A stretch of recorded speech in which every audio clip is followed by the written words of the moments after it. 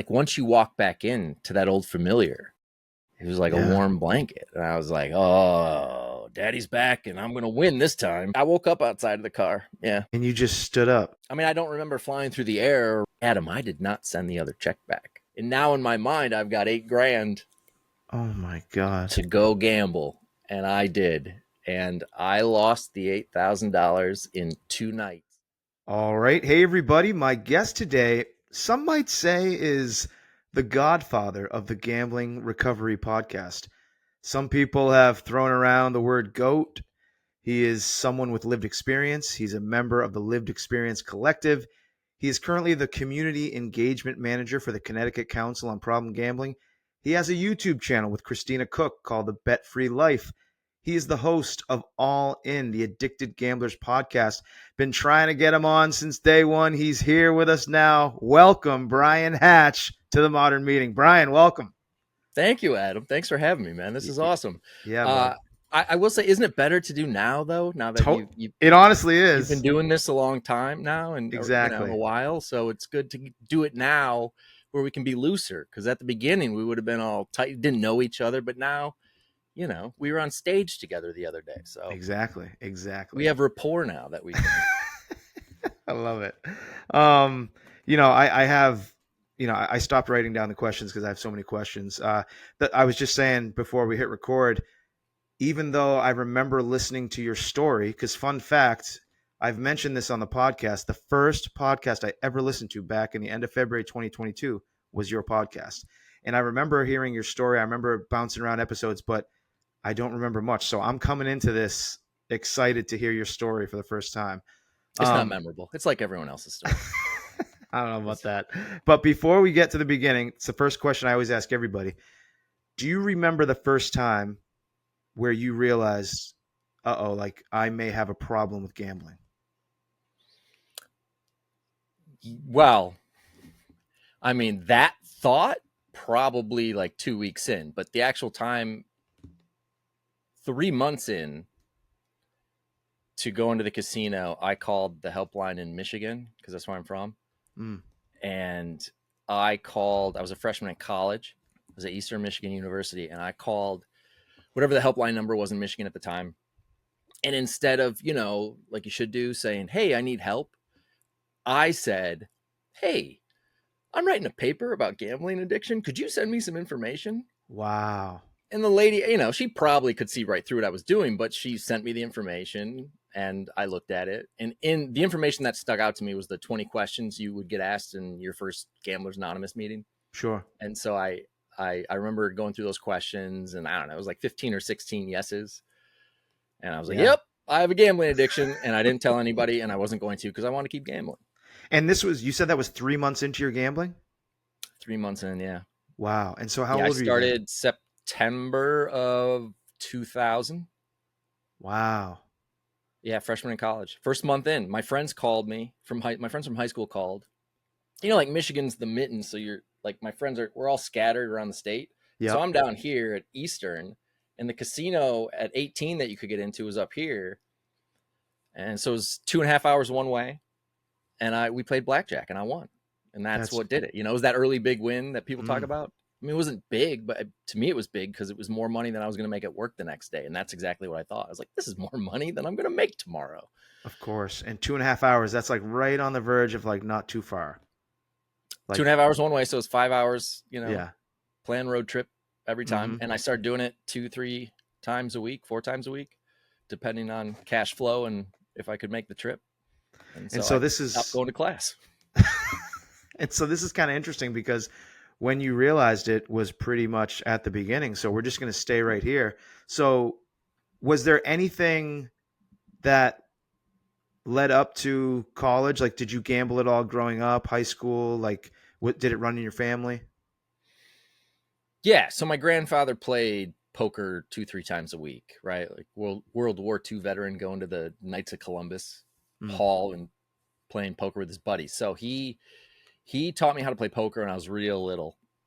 And we used to play and I would lose and he'd make me pay him, whatever it was, I'd have to pay him. So that was my first introduction to gambling, and then gambled a lot as a teenager, but with friends, right? Like playing poker with friends, and we would take turns being in the house for blackjack, which Oh never, like, wow. the house gets screwed every time when you're doing that. But the poker with friends was fun. And that's what I think, looking back, I lost. I mean, I've never paid, but I lost $3,600 playing ping pong against my friend Mike. And it started, low, like a buck or something, or whatever it ended up being, but it was double or nothing, double or nothing. And so I learned that I can get addicted to gambling pretty quickly, and B, I apparently am not as good at Mike at ping pong, which I thought I was pretty good, but he just kept beating me, and it was always a few points or 5 points, and I just I couldn't take the loss. I was like, no, again, double or nothing. Yeah, And it was, I mean, you look at that behavior, and sure as shit, I'm gonna get an addiction. Like, if I look for back sure. now, I'm like, oh yeah, that kid's getting an addiction. Yeah. And so, what were after you made that phone call and you answered yes to 15 or 16 of the questions early on, did that make you slow down, or did you just kind of at that point like you were like, yeah, I'll learn to manage it? No, it was literally it was like, oh, okay, that's interesting. I'm gonna go to the casino. Right. I mean, it was that moment of like, now I know I have an addiction. Like, I know. But if I don't tell anyone else, maybe I Right. can win my way out of the addiction. Like, Mm. maybe I can get back to zero, break even, and get out of this thing. And so I kept going. And so, would you say those early years when you're in college, was it more of an escape, or was it more of like I got to just get to even and then I'll slow down? Oh, you're being kind when you say years in college. It was 1 year, because at the end of it I got booted. But Oh, okay. well, because I wasn't going to class. I was gambling all the time. Wow. Yeah. Okay. It My favorite stat that I started telling people about that time was like, so I lost my virginity when I was 18, freshman in college, to the girlfriend I had. And back to the map. I'm at Eastern, she's at Michigan State, and the casino's here. So she's right in the middle. Oh yeah. And I have lose my virginity, have sex for the first time, few more times, and then all of a sudden I started lying to her and saying, "Hey, I got to get up early for work. I should go home," rather than staying and doing what you Yeah. do as a kid who just lost his virginity. I would lie to her to go gamble. And so at 18, I'm choosing gambling over sex, which is insane to me now. Yeah. Like, now that doesn't make any sense in my head, but at the time, it shows me now how addicted I was at the time. I completely forgot your question in telling you that little anecdote, but could you No, repeat what no, you no. Like what? So it sounds like I asked, like, were you escaping or were you just trying to get out of that early hole? I I was, I mean, ultimately I was escaping. Mm. I had one or two I had a handful of friends, but like all my main friends went to Michigan State. And somewhere in high school I stopped trying, like 11th grade. I was a great student up until that. I like A's and B's all the way through 10th grade, and then 11th grade nothing I can ever recall happened, but I was just like, Mm. man, I hate doing homework and I don't want Yeah. to do this. Yeah. And so my grades took a hit, and so I didn't get into Michigan State University. I got denied. And they all went there. And so I think a little bit of me was kind of lost, of like, oh, my friends are up there and I'm down here at the school that's as close as possible to home because it was the cheapest possible and they accepted me. And so I think I was trying to do something cool on the side, like, oh, I'll be the gambler. Mm. And then once you start doing it, then it definitely turned into an escape, because then it's like, oh, this is way better than going to class. This is way better than going to work. This is fun. Yeah. And what I'm realizing as I'm listening to your story, our timelines are very similar. I think you must be a year older than me because I graduated. I was in college in 2001. Um, so after that year, or actually, so what? So essentially, obviously, you don't go to class, you flunk Yeah. out. Yep. What was the reaction like from your family? Like, did you blame the gambling, or did you just chalk it up to like, Oh no, they didn't know about the gambling. right? Okay. At that time when I got kicked out, they just assumed it was the continuation of. I mean, my mom, I think, tried to talk me out of going to college, because she was like, "You don't really seem like you want to go." I was like, "No, no, no, I want to go." Right. Clearly, I didn't. Um, so it was kind of just, oh, this is more of that same behavior he was doing in high school. So then it was, took my part-time job, turned it into a full-time job, and just went to work all the time. And so, how did the gambling progress once you started working, not being in school? Well, then I didn't have to go to class, so then I had more time and more money to gamble. Mm, And instead of, a couple years in at 21, 20, like 21, 22, when I was that age. So I was driving the 5 hour round trip, and then that turned into Canada at 19. You could gamble in at 19. So that's just a 2 hour round trip. So that's much easier. That's closer. So I could do it more. And then at 21, Detroit had built 3 casinos downtown Detroit. And I was taking a class downtown Detroit for like 3 years. And so I was down there. And so I just started, like after class at 10 o'clock at night, I'd head over to the casino. But mm, Detroit at that time, I was living in Ypsi. So, I mean, Detroit was 45 minutes. It was a 45-minute drive. It was easy to do. So then it just became like, when do I have money and when do I have time? yeah. Which is a lot. Well, not a lot of money, but a lot of time. And at this point, you're almost always doing it alone. Oh, yeah. The first time was with people.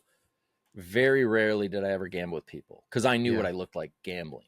Mm, That the girlfriend I mentioned, um, she one time said, "Oh, she knew I was gambling.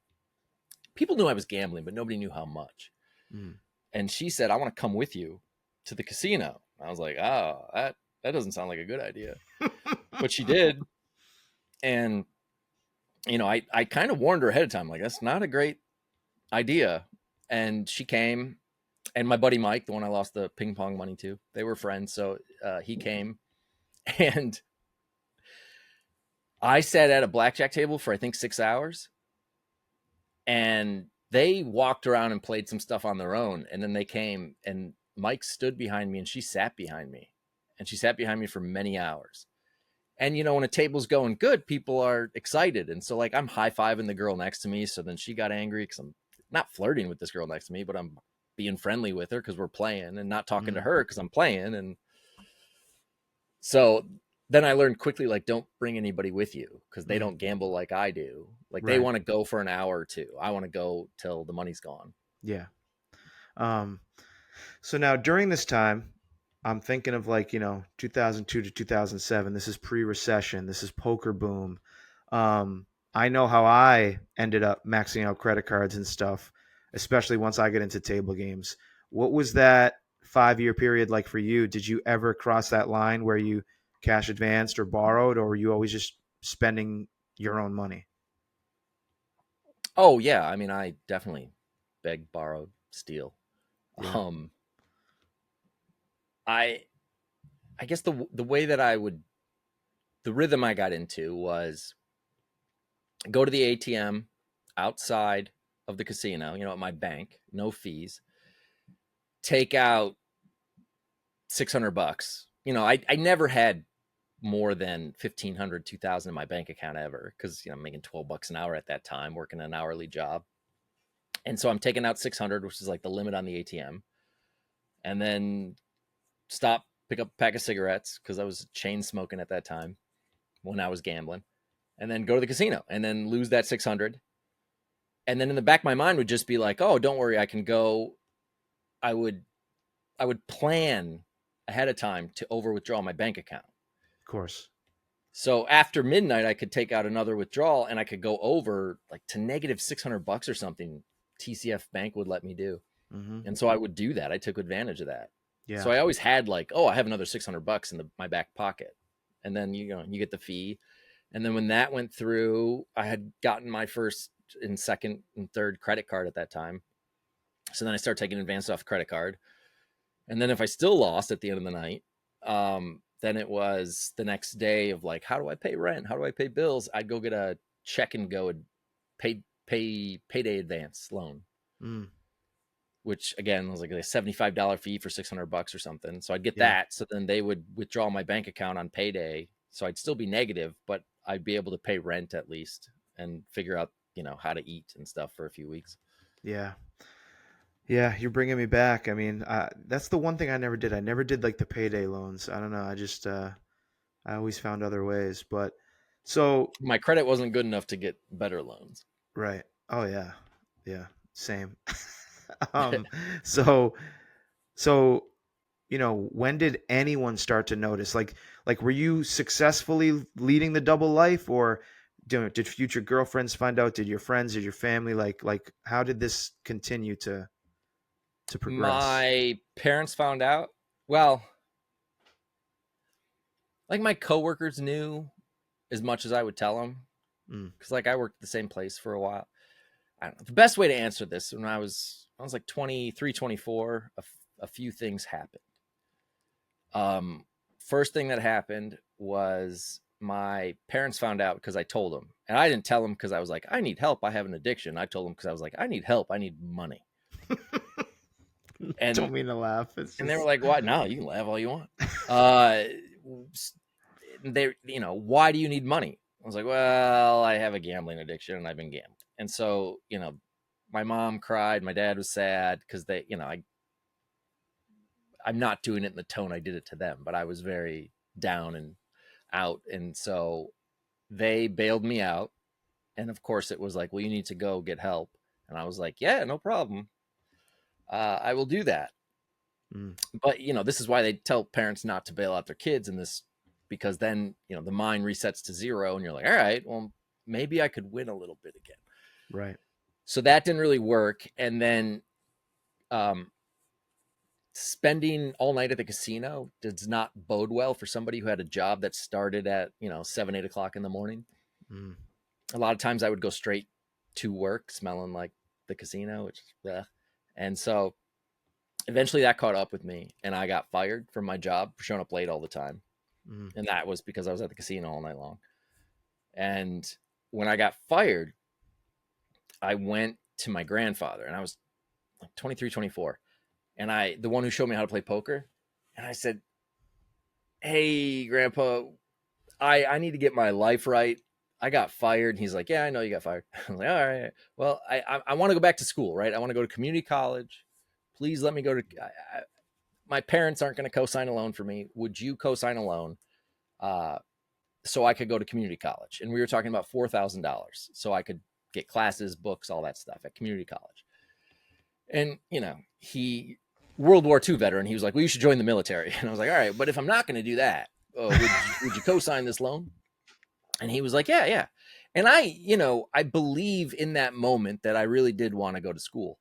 Um, so he co-signs the loan. He agrees to do it. I'm going to go back to school. It was one of those coming to Jesus moments. I got to get my life right. I'm 24. I'm too old to be doing this stuff. And then after he co-signed the loan, the check came, and I called him and I said, hey, I got the check. Thank you so much. And he said, you should send the check back. I'll just give you the $4,000 and then you can pay me back interest free. And I'm like, oh, yeah, that's a great idea. Let's do that. oh So gosh. he sends me the $4,000 to go to school. Adam, I did not send the other check back. And now in my mind, I've got 8 grand Oh my god. to go gamble. And I did. And I lost the $8,000 in 2 nights at MGM in Detroit. Half the first night, and then, got my wits about me and went, what am I doing? I just lost 4 grand in one night. I got to get out of here. Laughed, and I was like, all right, I'm going to sign up for classes and I'll figure out what to tell him. And then the next morning, woke up, and throughout the day was like, I was like, hey, I gotta win that money back. And went back that night, lost the other 4, and then was freaking out. And on my drive home from the casino, my chest started thumping, and I called my mom, and I was like, Mom, I can't breathe. And she's like, well, go to the emergency room. Don't call me. And I said, oh, yeah, yeah, it's a good idea. I'll do that. So I went to the emergency room. And I think a little bit of that phone call was like, she'll worry about me, right? So then if she finds out what I did, she won't be mad because she'll be concerned about my well-being. Exactly. This is the sick mind of a gambler. Mm-hmm. And I went to the ER, and the guy goes, yeah, you're having a panic attack. You're fine. Also, you don't have insurance, and here's a bill for $2,000 because I went to the ER without insurance. So it was a $10,000 2 days all due to gambling. I mean, And then I go go ahead. ahead, go ahead. No, I was just gonna say. Now I know why your story hit me so hard is because the similarities in our stories are Am I wild. triggering you Like a little bit. Like a little bit? I definitely had panic attacks like in my early 20s. Wasn't really gambling related. But and I went back to college like 23, 24. I mean, I went. I don't know if you actually ended up going, but I it's drove to the just. parking lot. Oh my god. Okay, so you're so you're in the hospital. I'm sorry, I interrupted you. Keep going. No, no, you're good. You're good. No, that was that. That was, what happened. Um, and the thing about that, so I completely lied. I basically stole. I mean, I would say I stole money from my grandfather and gambled it, Mm. and he never found out. He died. I think after that, he died. Was that 2008? So he died within the next couple years, Oh my and god. never found out Oh that my I didn't. god. I didn't actually do that. So we're he dies, right? And my mom and my aunt are his daughters. And those two and my sisters and my cousin were cleaning out his apartment because my grandma was in a nursing home. And so we're cleaning out his apartment, going through all his stuff. And somebody in there found a note, an IOU note that he had written himself from me saying that I owed him $4,000. So that's when, like other people found out that I had a gambling addiction. Like, what's this? Yeah. So that didn't go over well, but um, the the other thing that happened when I was 24, and this was the good thing that happened, Mm. was I of course made the mistake. Well, not the mistake because it worked out well, but I went gambling with someone else. I went gambling with my buddy Chris, and Chris I've known since I was 14, and we're 24, and we lived with each other because Chris also didn't really attend college, even though he was going to school. He was kind of like me. Like we hung out a lot because we both weren't that interested in school. But then he did end up like you, went back and finished and all that. But at this time, he did not. So he and I were living together in an apartment, and he was like, "Oh, you going gambling tonight?" And I was like, "Yes." And he said, "Oh, can I come?" And he wasn't, like those normal people that gamble that people talk about, like the ones who take 40, $100, whatever, and chalk it up to entertainment, and that's that. Like they don't really care, win or lose, they're done. So that's him. Normies. Yeah. But Chris liked to drink. Mm. So Chris was like, "Hey, if you drive, I'll drink, and that's what I'll do." And I was like, "Yeah, cool." So Chris came with me, and I gambled my $1,000, and he gambled his $40, $60. Both lost. And then at the end of the night, Chris is hammered. And I had a few drinks because Chris was there, but generally when I gambled, I didn't drink a lot. And not because, well, A, less money to gamble with, but B, you gotta get up and pee. I don't want to do that if I'm, Mm. Yeah. gambling. I don't want to get up. So I had some, but I was also driving, so I wasn't gonna have too many. But Chris was obliterated, and I went to him and I said, "Hey man, why don't you give me your ATM card and your PIN code, and I'll win our money back." Oh god. And I should really ask him, but I don't know if it's because he was hammered or it's because he was just didn't care or was a good friend or whatever. But he gave it to me, and I cleaned out his bank account, and I lost it all in 20 minutes. And then we left, and we're in the parking structure, and he looks at me, and this is like my best friend in the world. And he looks at me and he says, "Dude, you got a problem, and you need help." And so at 24, I finally went to my first Gamblers Anonymous meeting. Okay. And what was that like? Not good because it was my first and only for a while. Right. That's what I figured. There were three people, all 25 years older, two women, one guy, and I just didn't feel that welcome. I don't know what I was expecting, but I didn't feel like I wanted to come back. That's for sure. Yeah. So the next week, I drove to the parking lot and I didn't go in. And then the next week, I think I lied to Chris because he was like, "You going to your meeting?" And I was like, "Oh, I don't have gas money," which could have been true because I gambled away all my money, but I Mm. probably could have gotten there, but I didn't go. And then I was just like, F it, I can do this by myself. I don't need people. And so I was just like, I won't gamble. And then I thought, if I'm drunk, I won't drive to the casino. I'm Oh God. brilliant. Yeah. So I got hammered on Jameson for 2 weeks every night after work. And that didn't really work because then I'm like hammered all the time. And that doesn't, like, I just felt like crap after that. I was like, all right. Mm. So then I just thought I won't gamble, and that's fine. And it worked. Like, you know, 3, 4, 5 months, I didn't gamble. All was good. But then, you don't gamble for 3, 4, 5 months. My bank account's got 3, 4, 5 months worth of money in it.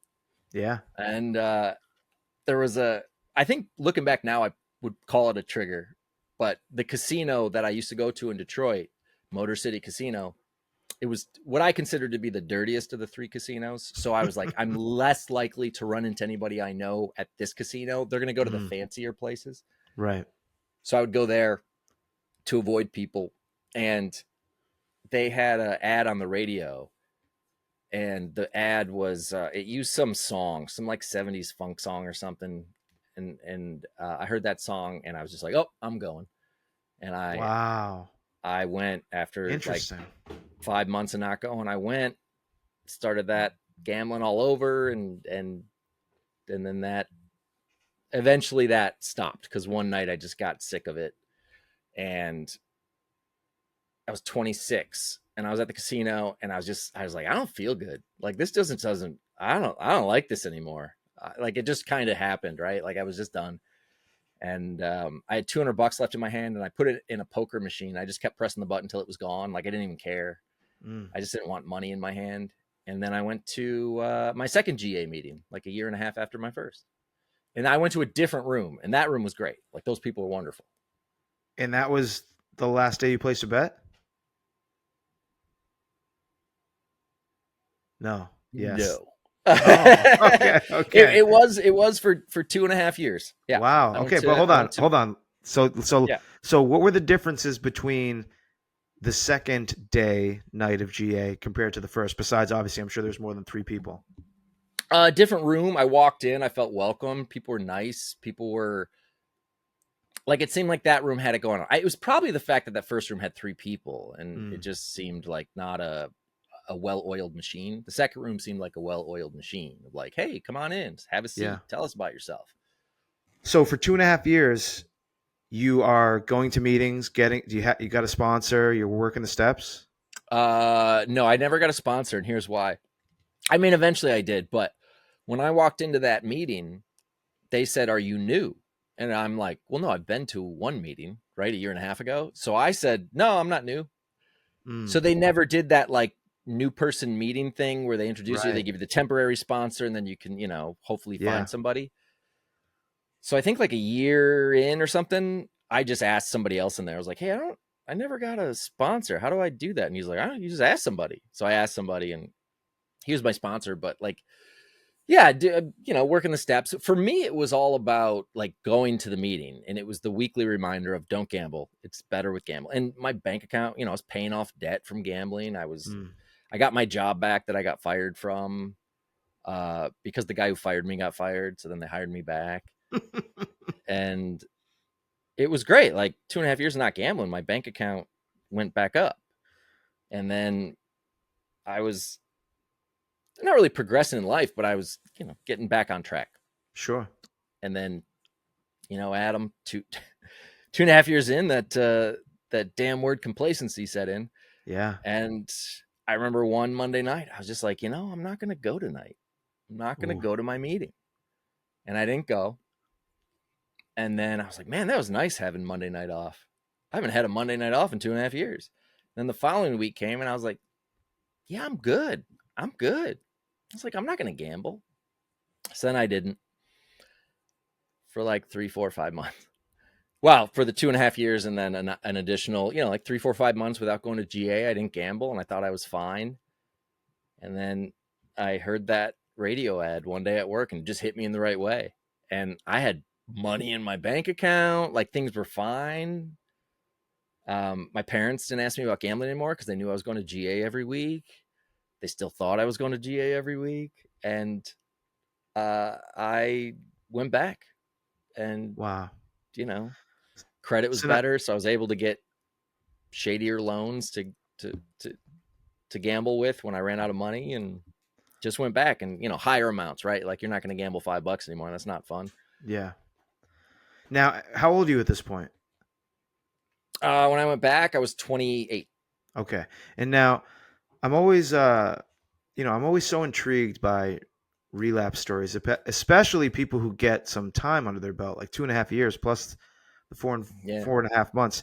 So when you hear that radio ad and you turn your car on and head towards the casino, what's going through your head? Like, is there any part of you that is replaying the yellow book and replaying all those nights on Monday night, or is it just kind of like you just have blinders? No, it's in my brain. I'm back at zero, and this is like a whole new ball game. This is like, all Oh, right, well, that was gambling back then, but this is new. And I was like, if in my mind I'm starting from zero, so I'm like, well, I can go spend $500. I can afford that. But then, the eighth night of spending $500, all of a sudden bank account's taking a hit, and I was back. No, I didn't. I knew I shouldn't have been doing it, and I tried right. really hard to avoid people then. Like I was going later in the night. I didn't ever went on weekends. It was always weeknights when it wasn't crowded. Yeah. Um, but it it just like once you walk back in to that old familiar, it was like a Yeah. warm blanket, and I was like, oh, daddy's back, and I'm gonna win this time. But so, and you say that, but it's like even when like you read the yellow book every week probably, and it says like anyone who goes out in small bet experimentation, like did you believe it? Like when you were in the meeting, like did you believe it? Yeah, oh yeah. It's it Yeah, just but I it's just there's interesting. beliefs and then there's feelings, and I felt Right. like F it, I want to gamble. Right. Wow. And And I so, think it wasn't like I went to a meeting on Monday and gambled on Tuesday. I hadn't oh been to a no. meeting in 4 or 5 months, Right, right, right. so I wasn't even thinking much about GA. I was just going with my gut feeling of like, hey, I just want to do it, and I knew the whole time I shouldn't have been doing it. I knew every step of the way when I walked in the casino, when I went down the escalator, when I sat at a machine. I was like, this is bad, but it's like, this is bad, this is bad. Oh, my money's in there. Well, let me press a button. Yeah. Oh man, And it's then I so knew it was bad. Like then it was, like, oh, I'm out of money. I should not go to the ATM. I should not do this. That's problematic gambling. I can't do that. And then it was right. like, well, what Mm. if I never do it? It was always a promise to myself of like, I won't do it tomorrow. This is it. So I might as well have a good time tonight. Last hurrah. I This just is it. lied to myself, right? Just lied to Yeah. myself over and over and over again. No, and to your point too, if you don't go for 4 or 5 months, you're not working those muscles. You're not working those recovery muscles. So Yeah. yeah, like the stuff in the yellow book starts to fade a little bit. And the Oh red yeah. book. And yeah, no, okay. And during those 4 or 5 months, were people reaching out to you and you were just ghosting them? Like GA people? I had some conversations with people. Like the guy who was my sponsor, I was friendly with, but he was a wonderful guy. But I think he just sort of was like, yeah, I'll be your sponsor, but not really. He Right. had his own stuff going on, and Yeah. so I might have gotten some, but I ignored. I was like, I'm done. I'm not going to see these people ever again. What does it Right. matter if I ignore them, right? Right. Right. So So take us through this final act. Like take us to when you finally surrendered for good. Like what were these last how long did it go after that last relapse? so after I had done all this, I had another one of those like, oh, I gotta stop. And then, you the people in the meeting, it wasn't it's weird because it wasn't my own recovery. It was, oh man, I let those people down. Even though those Interesting. people would say, don't worry about us, it's about Right. you. But in my mind, so after I, however long the relapse lasted, it wasn't long. I think it was, a month or two or something like that. It wasn't that long a period of time. It might have been a month. And then I got my wits about me, and I was like, "What am I? Oh man, what am I doing?" And immediately, now when people mention guilt and shame, I always roll my eyes. But then when I thought more about it over the last few years, I was like, well, guilt and shame is exactly what kept me from going back to GA, because I didn't want to look those people in the eye and tell them I went out, because Mm, they knew me as doing well. And like, I was the youngest guy in my group by many years mm, for a long time. And, that meant something to me for whatever reason. Like I enjoyed those, that first 2.5 years. I started going, getting coffee and pancakes at 10 o'clock at night after the meeting with 70-year-olds and talking about recovery. yeah. Like that was me when I was 26, 27. And I really enjoyed that. And I thought, man, I can't go back and tell these people what I've done. And so I thought, like I did the first time, I was like, I can do this on my own. I'm not going to go to GA. I'm going to do it on my own. Mm, And I thought about what I needed, what made me gamble. And what made me gamble was having money in the bank and time to gamble. And so I thought, well, I got to pay off debt so I can just keep paying bills, and that'll keep money out of the bank. But I need to make money to pay off these bills. And how do I take away all my free time? So I thought, I'll get 3 jobs. So I got 3 jobs. It was 91 hours a week. And that was my brilliant plan. Like, if I have no time to gamble, I won't do it. So I worked 7 days a week, all day long. I worked my main manufacturing job that I had for 40 hours. And then I worked at a cell phone refurbishing place on the weekends. It was Friday, Saturday, Sunday, 12-hour days. So that was 36 hours there. And then I cleaned a business at night for like 4.5 hours a night for however many, whatever adds up to about 91 hours. And so there was no time. Like I would go to work all day. I'd come home and I'd go to bed. That was it. I fell asleep so many times with like dinner on my chest as I laid there and tried to eat before I slept. mm, I'd spill drinks in my bed because I'd fall asleep with them as I was trying to like have a beverage before bed. mm. And then Sunday nights, Sunday nights was a little bit of time. Sunday nights, I just worked the one job, 12 hours, got out at 6:30. And one Sunday night, I was dating one of the girls I worked with. And one Sunday night, she said, hey, a bunch of us are going to go to the bar. And I was like, that sounds great. I haven't been out in months. I would love to do that. So I went out with them to the bar, and people are ordering food and drinks, and the girl I was dating was throwing back shots, and I had plenty myself. But then alcohol is what it is, and I started to think like, oh, she's being silly. I don't like this. So I was like, I'm out of here, and I left. And I got in my car and I'm driving down the highway. Now, Adam, for this portion of the story, I have to give you a little side note. And that side note is that I was driving my grandmother's Buick LeSabre. And I was Nice. driving my grandmother's Buick LeSabre because I had stupidly, in the midst of a gambling addiction, bought a Mustang. It was Oh. a stick shift. It was fun as hell to drive, but winter in Michigan, it's not great for rear wheel drive vehicles. Mm, So I reached out to my grandma and I said, hey, I've got these 3 jobs I'm working. Could I borrow your Buick? Because she hadn't driven it in 5 years. So I borrowed the Buick to drive in the winter. And she said, yeah. So I'm driving the Buick down the highway, going 75 in the left lane. And all of a sudden, the car kicks to the right, flips over. I remember getting dirt in my face, and then everything went black. And next thing I know, I wake up, and the first thing I see is the moon. It's like 11:30 at night, and I see the moon, and I was like, "Why is the moon in my bedroom when I wake up?" And then I was like, "I'm not in my bedroom." And then I thought, "Wait, I was at the bar. I was driving. Where the hell am I?" And then I kind of came to, and I sat up, and my car was down to the right of me.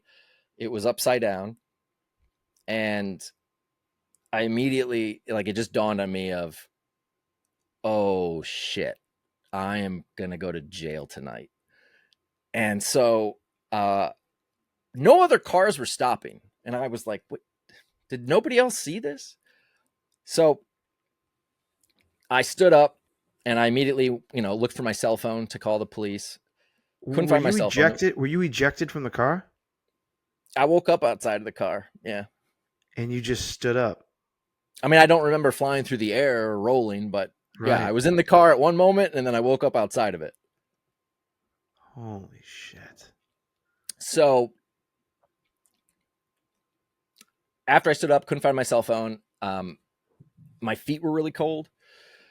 And I looked down and my shoes were not on. My shoes were gone. I don't know where my shoes were. And so I walked towards the road to start waving a car down. And that's when I heard sirens. And I was like, oh, those are probably for me.